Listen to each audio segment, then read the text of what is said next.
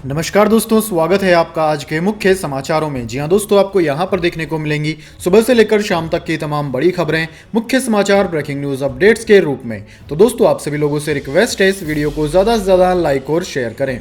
तो चलिए दोस्तों, जान लेते हैं आज की पहली बड़ी खबर।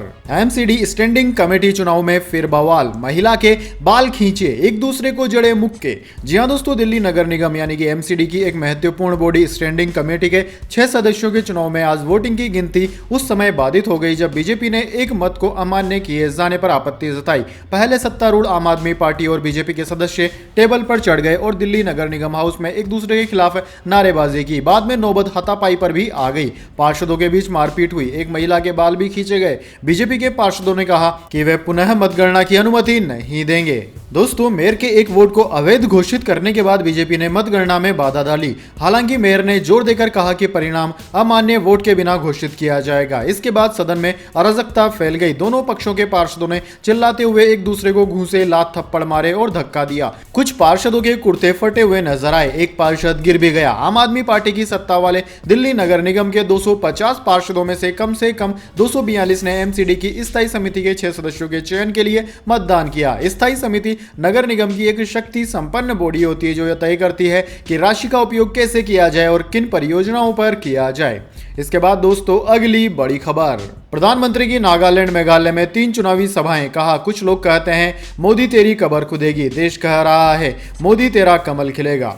जी हाँ दोस्तों, प्रधानमंत्री नरेंद्र मोदी ने शुक्रवार को नागालैंड और मेघालय में 3 चुनावी सभाओं में शिरकत की। प्रधानमंत्री ने मेघालय के शिलांग में कहा कि कुछ लोग जिनको देश ने नकार दिया है, जो निराशा के गर्त में डूब चुके हैं, वो आजकल माला जपते हैं और कह रहे हैं कि मोदी तेरी कबर खुदेगी, लेकिन देश कह रहा है कि कोने कोने में मोदी तेरा कमल खिलेगा। दोस्तों, पीएम मोदी ने कहा कि आज जिस प्रकार से शानदार और जानदार रोड शो आपने किया है, आपका यह प्यार, आपका यह आशीर्वाद, मैं आपके इस कर्ज को जरूर चुकाऊंगा। आपके इस प्यार और आशीर्वाद का कर्ज मेघालय का विकास करके चुकाऊंगा, आपके कल्याण के काम को गति देकर चुकाऊंगा, आपके इस प्यार को मैं बेकार नहीं जाने दूंगा। दरअसल दोस्तों, प्रधानमंत्री कांग्रेस नेताओं पर कटाक्ष कर रहे थे क्योंकि एक कांग्रेस नेता को प्लेन से उतारकर गिरफ्तार कर लिया गया था। इसके बाद में तमाम कांग्रेस नेता एयरपोर्ट पर ही धरना प्रदर्शन करने लगे थे। इसके बाद दोस्तों, अगली बड़ी खबर। अडानी हिंडनबर्ग मामले में मीडिया कवरेज पर रोक नहीं, सुप्रीम कोर्ट ने याचिका खारिज की। कहा, कमेटी बनाने पर जल्द फैसला सुनाएंगे। जी हां दोस्तों, सुप्रीम कोर्ट ने शुक्रवार को अडानी हिंडनबर्ग मामले पर मीडिया कवरेज पर रोक लगाने की मांग वाली याचिका को खारिज कर दिया। कोर्ट ने कहा कि वह मीडिया को रिपोर्टिंग से नहीं रोक सकता। वहीं कोर्ट ने कहा कि वह इस मामले की जांच के लिए कमेटी के गठन को लेकर अपना फैसला सुरक्षित कर चुकी है और जल्द ही इसे सुनाया जाएगा। ये याचिका एडवोकेट मनोहर लाल शर्मा ने दायर की थी। दोस्तों, इस मामले में अभी तक 4 जनहित याचिकाएं दायर की जा चुकी है। एडवोकेट एमएल शर्मा, विशाल तिवारी, कांग्रेस नेता जया ठाकुर और सोशल वर्कर मुकेश कुमार ने ये याचिकाएं दायर की है। मामले में पहली सुनवाई चीफ जस्टिस डीवाई चंद्रचूड़ और जस्टिस पीएस नरसिम्हा और जेपी पारदीवाला ने 10 फरवरी को की थी। इसके बाद दोस्तों, अगली बड़ी खबर। नेपाल का होगा पाकिस्तान श्रीलंका जैसा हाल, नहीं बरती सावधानी तो बिगड़ जाएगी आर्थिक हालत। जी हाँ दोस्तों, अगर नेपाल सरकार ने रणजाल कूटनीति को लेकर बेहद सावधानी नहीं बरती तो उसे भी श्रीलंका और पाकिस्तान जैसे आर्थिक हालात का सामना करना पड़ सकता है। पोखरा में हुई विमान दुर्घटना ने नजदीकी अंतर्राष्ट्रीय हवाई अड्डे पर सुर्खियां बटोरी। इस हादसे में विमान में सवार सभी 72 लोगों की मौत हो गई थी। हवाई अड्डे को बेल्ट एंड रोड इनिशिएटिव पहल के तहत चीन की सहायता से बनाया गया था और इसके वित्त पोषण पर की स्थिति के कारण विवाद रहा है। दोस्तों, पोखरा अंतरराष्ट्रीय हवाई अड्डे के अलावा नेपाल ने अभी 2 प्रमुख परियोजनाओं बेरा हवा में गौतम बुद्ध अंतरराष्ट्रीय हवाई अड्डा और राजधानी काठमांडू में चोभर ड्राई पोर्ट का निर्माण पूरा किया गया। इनमें से कोई भी महंगी परियोजना प्रभावी ढंग से काम नहीं कर रही है। यदि किसी परियोजना की व्यावसायिक रणनीति अप्रभावी है या बिना कठोर तैयारी के स्थापित की गई है तो यह अंतरराष्ट्रीय समुदाय और भावी पीढ़ियों के लिए बेहद नकारात्मक संदेश है। वैसे भी नेपाल लगातार चाइना से कर्जा लेता जा रहा है। इसके बाद दोस्तों, अगली बड़ी खबर। गुजरात सरकार ने पेश किया 3.01 लाख करोड़ का बजट, एक परिवार को फ्री मिलेंगे 2 रसोई गैस सिलेंडर। जी हां दोस्तों, गुजरात सरकार ने 3.01 लाख करोड़ रुपए का बजट पेश किया जिसमें जनता पर किसी नए कर का बोझ नहीं डाला गया है। गुजरात के वित्त मंत्री कानू देसाई ने यहां विधानसभा में वित्त वर्ष 2023-24 के लिए बजट पेश किया। मुख्यमंत्री भूपेंद्र पटेल की अगुवाई वाली भारतीय जनता पार्टी की नई सरकार का यह पहला बजट है। इस बजट में कई योजनाओं और परियोजनाओं के के प्रस्ताव रखे गए, जिनमें से कुछ के वादे हैं जो भाजपा ने अपने घोषणा पत्र में किए हैं। इनमें पात्र परिवारों के लिए प्रधानमंत्री जन आरोग्य मां अमृतम योजना के तहत वार्षिक बीमा सीमा को दुगना करके 10 लाख रुपए तक किया गया है। उज्ज्वला योजना के तहत परिवारों को हर साल 2 रसोई गैस सिलेंडर मुफ्त प्रदान किए जाएंगे। दोस्तों, गुजरात सरकार प्रधानमंत्री उज्ज्वला योजना के तहत 39 लाख परिवारों को हर साल 2 रसोई गैस सिलेंडर मुफ्त में देगी। इसके लिए 500 करोड़ रुपए का आवंटन किया गया है। इसके बाद दोस्तों अगली बड़ी खबर, मतभेद दूर कर लेंगे, टीएमसी पर राहुल गांधी के निशाने के बाद कांग्रेस ने जताई गठबंधन की चाहत। जी हां दोस्तों, कांग्रेस 2024 के चुनाव से पहले विपक्षी पार्टियों से गठबंधन की उम्मीद कर रही है। शुक्रवार को कांग्रेस के एक वरिष्ठ नेता ने दावा किया कि पार्टी ममता बनर्जी, नीतीश कुमार और के चंद्रशेखर राव जैसे क्षेत्रीय दिग्गजों के साथ समझौता करना चाहती है। कांग्रेस के शीर्ष नेता राहुल गांधी ने ममता बनर्जी की तृणमूल कांग्रेस को लेकर 2 दिन पहले ही जुबानी हमला बोला था। इसके ठीक 2 दिन बाद गठबंधन से संबंधित कांग्रेस की राजनीतिक मामलों की समिति के अध्यक्ष वीरप्पा मोइली ने एनडीटीवी को बताया कि पार्टी उनके साथ समझौता चाहती है। उन्होंने कहा कि हम मुद्दों को सुलझाएंगे और ममता बनर्जी, नीतीश कुमार और के चंद्रशेखर राव के साथ काम करेंगे। हमें गठबंधन का नेतृत्व करने की जरूरत है और हम एक साथ काम करेंगे और सुनिश्चित करेंगे कि सभी एक साथ आएं। कांग्रेस को मजबूत करने की जरूरत है और हम मजबूत होंगे तभी हम नेतृत्व कर सकते हैं। इसके बाद दोस्तों अगली बड़ी खबर, नवाजुद्दीन सिद्दीकी के खिलाफ रेप का केस, एक्स वाइफ आलिया ने दर्ज कराया मामला, रोते हुए कहा बेरहम हाथों में नहीं दूंगी बच्चों की कस्टडी। जी हां दोस्तों, नवाजुद्दीन सिद्दीकी पर उनकी एक्स वाइफ आलिया ने दुष्कर्म का केस दर्ज करा दिया है। आलिया ने शुक्रवार को सोशल मीडिया पर लिखा, नवाज की बेरहम मां मेरे मासूम बच्चों को नाजायज बोलती है और ये घटिया आदमी चुप रहता है। वर्सोवा पुलिस स्टेशन में कल ही इसके खिलाफ रेप की शिकायत दर्ज कराई गई है। कुछ भी हो जाए लेकिन इन बेरहम हाथों में अपने मासूम बच्चों को मैं नहीं जाने दूंगी। दरअसल दोस्तों, आलिया ने सोशल मीडिया पर एक वीडियो भी शेयर किया है जिसमें वे रोते हुए कहती दिख रही हैं कि नवाज बच्चों की कस्टडी चाहता है, लेकिन मैं आप लोगों से ये जानना चाहती हूं कि जिस आदमी को ये नहीं पता कि उसके बच्चे छोटे से बड़े कब हो गए, जिसे बच्चों का डायपर तक बदलना न आता हो, वो आज अपने परिवार का पावर का गलत इस्तेमाल करके मुझसे मेरे बच्चे छीनना चाहता है। इसके बाद दोस्तों अगली बड़ी खबर, सोशल मीडिया पर स्टॉक टिप्स दी तो खैर नहीं, आप भी लेते हैं इन्हें सीरियसली तो पढ़ लें सेबी का फरमान।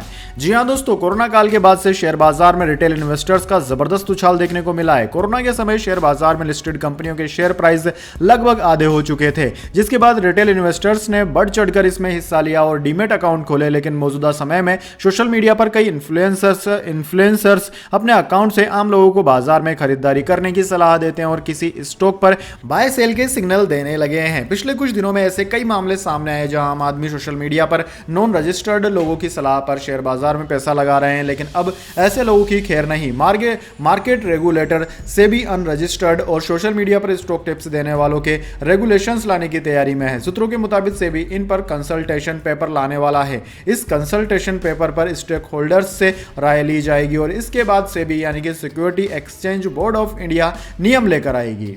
इसके बाद दोस्तों अगली बड़ी खबर, अजय बग्गा बन सकते हैं वर्ल्ड बैंक के नए प्रेसिडेंट, बाइडेन ने नॉमिनेट किया। भारत में केएफसी, पिज्जा हट खोला, मास्टरकार्ड के सीईओ रह चुके हैं।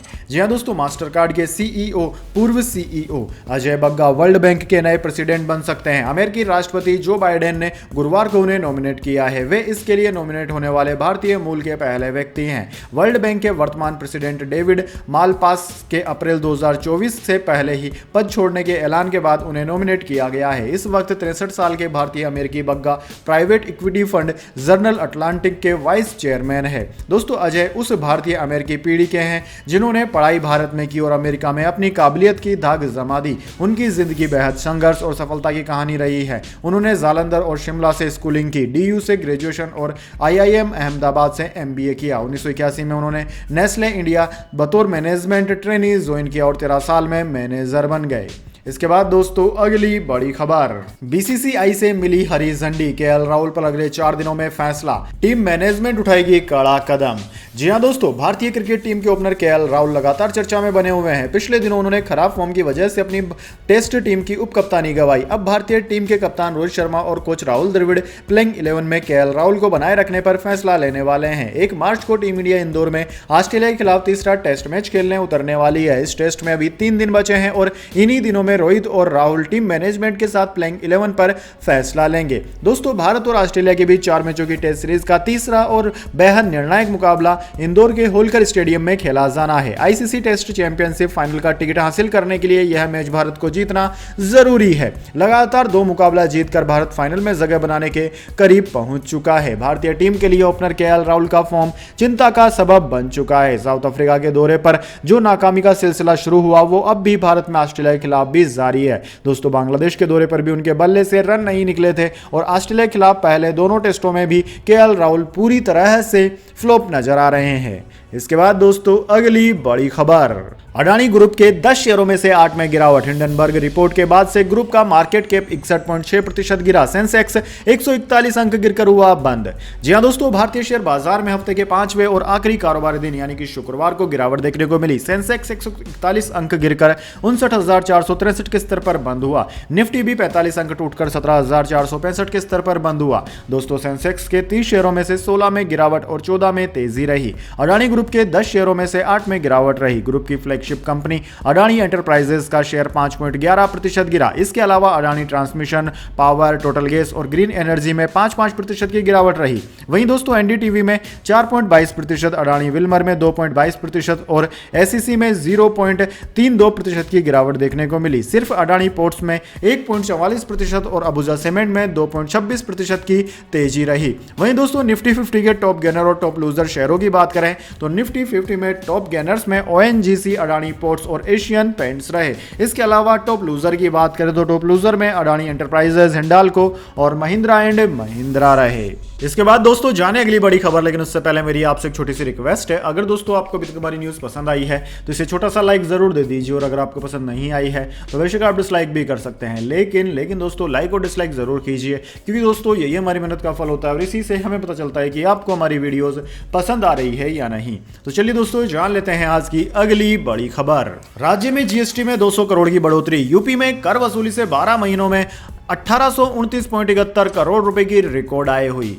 जी हां दोस्तों, उत्तर प्रदेश में राज्य जीएसटी में इस वर्ष 200 करोड़ रुपए की बढ़ोतरी हुई। प्रयागराज में व्यापारी संगठन और कारोबारी इसे सरकार की टैक्स दाताओं के लिए अपनाई गई नीति और प्रदेश में व्यापार के लिए तैयार हो रहा नया वातावरण का परिणाम मान रहे हैं। प्रदेश में 2021 की अपेक्षा 2022 में एसजीएसटी की कर वसूली से होने वाली मूल आय में करीब 200 करोड़ रुपए की वृद्धि हुई। एसजीएसटी सांख्यिकी अधिकारी उदय शंकर यादव का कहना है कि वर्ष 2021 में स्टेट जीएसटी में 1630 करोड़ रुपए की अनवरत कर वसूली की आय हुई थी। उनका कहना है कि वर्ष 2022 में एसजीएसटी को बिना किसी एक मुश्त टैक्स के कर वसूली से 12 महीनों में 1829.71 करोड़ रुपए की आय प्राप्त हुई है। इस तरह वर्ष 2022 में राज्य जीएसटी की आय में 200 करोड़ से अधिक की वृद्धि हुई, जो राजस्व के लिए अच्छा संकेत है। इसके बाद दोस्तों, अगली बड़ी खबर, पॉपुलर ज्वेलरी चेन पर ईडी की कार्रवाई। एनफोर्समेंट डायरेक्टर ने जोया लुक्कास की 305 करोड़ रुपए की संपत्ति जब्त की। 5 परिसरों पर छापे मारे थे।